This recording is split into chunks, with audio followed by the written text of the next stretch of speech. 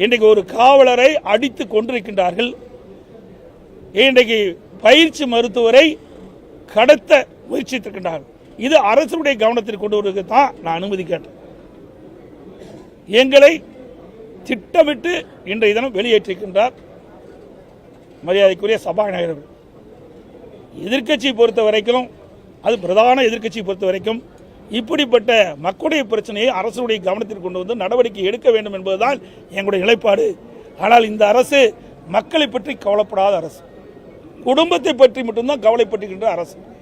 இன்றைய தினம் யாரும் தலையிடக்கூடாது. முதலமைச்சருடைய மகன் பேசுறார், ஒருவரும் எந்த பிரச்சனையும் பேசக்கூடாது. இது ஒரு சர்வாதிகாரம். மக்களுக்காகத்தான் சட்டமன்றம், சட்டமன்றத்துக்காக மக்கள் அல்ல. அதை இந்த முதலமைச்சர் உணர வேண்டும், சட்டப்பேரவைத் தலைவர் உணர வேண்டும். நாங்கள் மக்களுடைய பிரச்சனை பேசுகிறதா வந்திருக்கிறோம்.